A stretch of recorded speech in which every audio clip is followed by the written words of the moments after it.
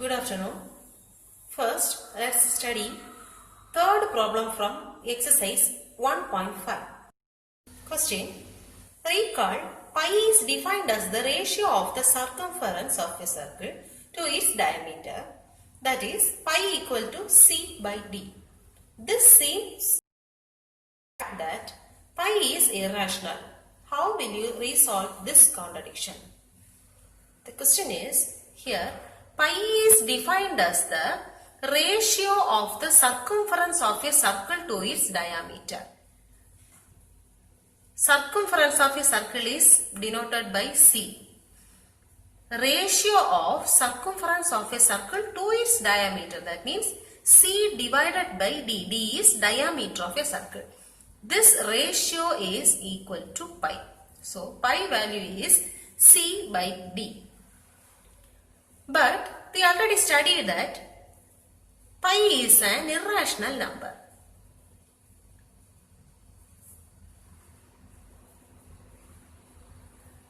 It seems a contradiction here.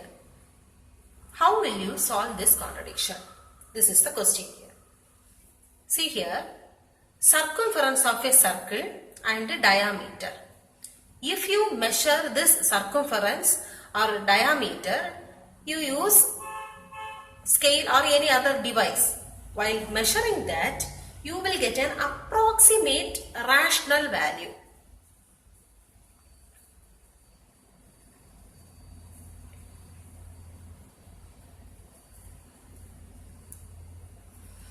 So while measuring this length, you will get approximate rational value. So this pi means here while dividing the circumference by the diameter, the one answer you will get, that answer must be a rational number. So you may not realize that either c or d an irrational number, because while measuring with the scale, you will get an approximate rational value for circumference. For this diameter also, you will get an approximate rational value. So while dividing, you will get a rational value. So here the c by d, that is, here you will get one value. That value must be a rational value. It will not irrational. Laws of exponents for real numbers. This one you already studied in the earlier classes. Here a, n and m are natural numbers.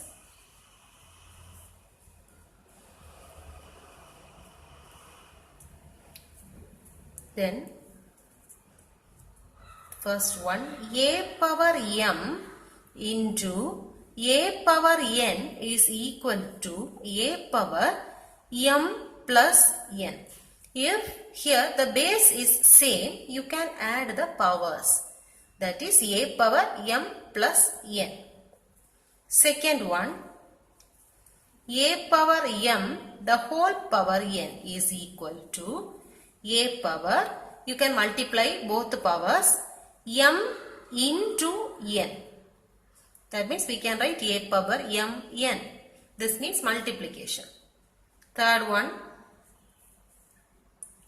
a power m by a power n is equal to a power m minus n. Here also the base is same.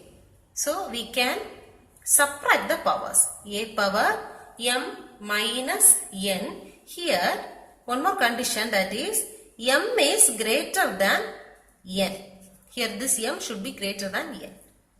The fourth one, a power m into b power m is equal to, here the bases are different but the powers are same, so we can write this as a into b the whole power m. So this is the fourth one. Now what is a power 0? A power 0 is 1. This one you already studied. Now tell me, what is 1 by a power n? Instead of 1, we can write a power 0 divided by a power n, which is equal to, now we can apply this identity here, this law, that is a power 0 by a power n is equal to a power 0 minus n, which is equal to a power minus n. So 1 by a power n means a power minus n. In the language of exponents, we define nth root of a equal to a power 1 by n. So, if nth root of a is given, we can write that number as a power 1 by n. If cube root of 2 is given, we can write this as 2 power 1 by 3. If square root of 7 is given, we can write this as 7 power 1 by 2. Now, if 4 power 3 by 2 is given, how can we write? First, write this as 4 power 1 by 2 into 3. Like this we can write, split this.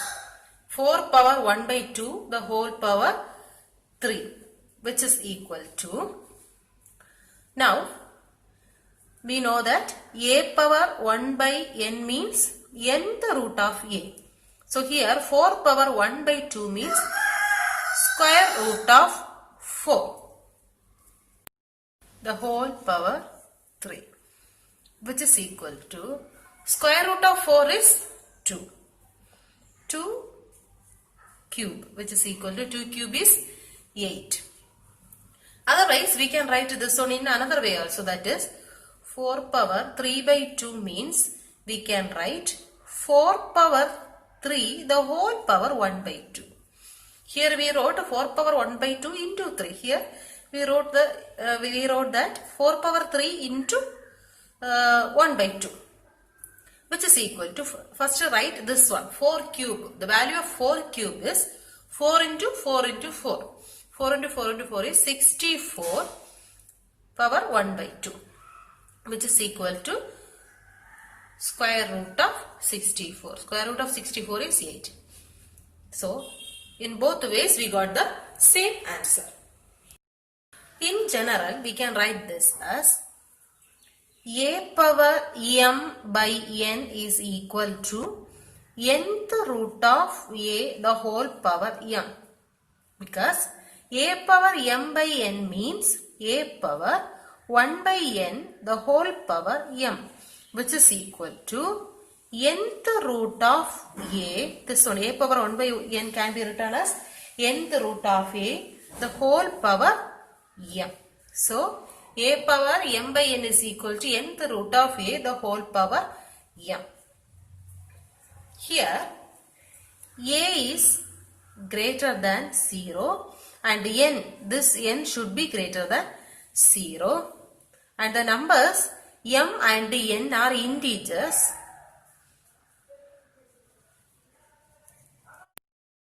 and m and n have no common factor other than 1. Example 21. Simplify 2 power 2 by 3 into 2 power 1 by 3. Here the base is same 2, so we can use this one, a power n into a power m is equal to a power n plus m. Here 2 power 2 by 3 into 2 power 1 by 3, which is equal to, the base is same, so 2 power, we can add the powers, that is 2 by 3 plus 1 by 3, which is equal to 2 power. Here add these two, here we have same in the denominator, so write only 1 3, 2 plus 1 is 3, 3 3 get cancelled, so that you will get 2 power 1, which is equal to 2. So this is the answer. The second one is 3 power 1 by 5 the whole power 4, which is equal to, we know that a power m, the whole power n is equal to a power m into n. So by using this we can solve this. 3 power 1 by 5, the whole power 4 is equal to 3 power 1 by 5 into 4, which is equal to 3 power 4 by 5. 1 into 4, 4 divided by 5. This is the answer. Third one, 7 power 1 by 5 divided by 7 power 1 by 3. So here we know that a power m by a power n is equal to, base is same here, a power m minus n. We are going to use this one. Here base is same, so we can write 7 power 1 by 5 by 7 power 1 by 3 is equal to 7 power 1 by 5 minus 1 by 3, which is equal to 7 power, take the LCM, 5 3s are 15, cross multiply, 1 3 is 3 minus 1 5 is 5, which is equal to 7 power minus 2 by 15. This is the answer. Now fourth one is 13 power 1 by 5 into 17 power 1 by 5, which is equal. Here the powers are same, that is a power m into b power m is equal to a into b the whole power m. So we can apply this one here. 13 power 1 by 5 into 17 power 1 by 5 is equal to 13 into 17 the whole power 1 by 5, which is equal to 13 into 17 is 221 power 1 by 5. So this is the answer.